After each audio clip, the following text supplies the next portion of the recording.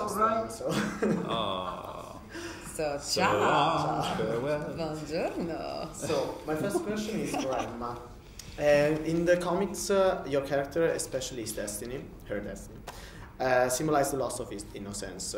So, how much did you draw inspiration to this aspect for your portrayal of Gwen Stacy? Well, because she symbolizes a loss of innocence. Yeah. That's a really good. I like that description of it.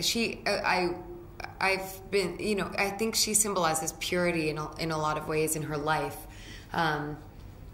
She doesn't really have time, because of her age, I think, to become a jaded character or too bogged down by anything. And even with the death of her father, she finds the beauty in it and the clarity in it. So my inspiration was more just sort of returning to those pure parts of myself before I had been hurt or, heartbroken. She's experiencing all of those things for the first time.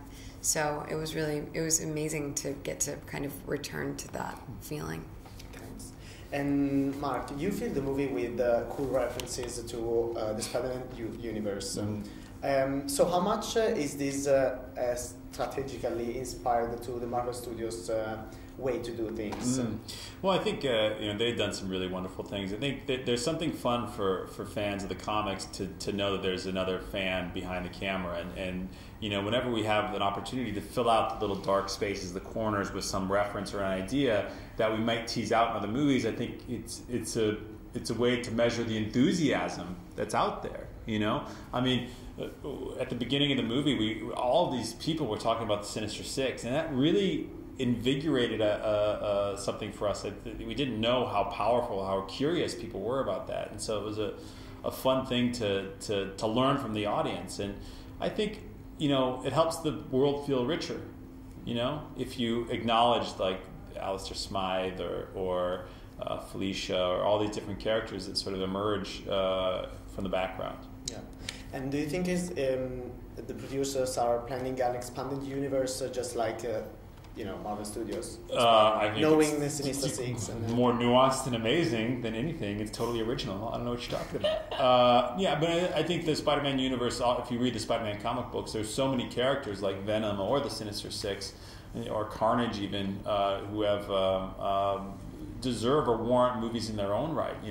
You can, and I think the idea is to expand outwards and engage as many of those characters that are worthy of movies unto those that are worthy of movies for themselves, to give them movies.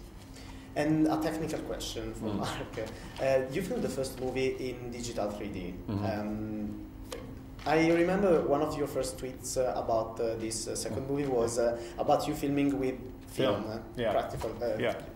So, can you explain more this aspect? Well, absolutely. The first time around, I wanted to shoot in stereo because I wanted the 3D to be as faithful as possible. And what I learned, or what had developed in the time between the first and the second movie, was a technique of 3D, which is where you would shoot a scene with a single camera, which was small enough that I could fling it around and move it and change the lenses as quickly as I needed to, which helped out, I think, with everything, the performances. And then I would take the actors out and reshoot the scene again. And by doing that, it became the second eye. So it was an evolved version of conversion. So it was a new technique, and then we put those two eyes together and created a level of dimensionality that it could control afterwards. So I could actually push the film and have more control over the dimensionality than I did before. And are you planning to experiment more for the next movie? There's always a phase of experimentation. I love technical parts of filmmaking. I like to go into a small room and stare at things for a long time and figure things out.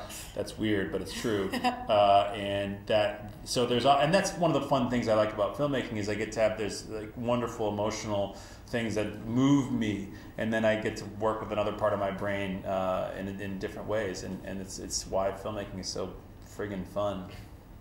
I think James Cameron would be very happy for this. Thank you very much. Thank you.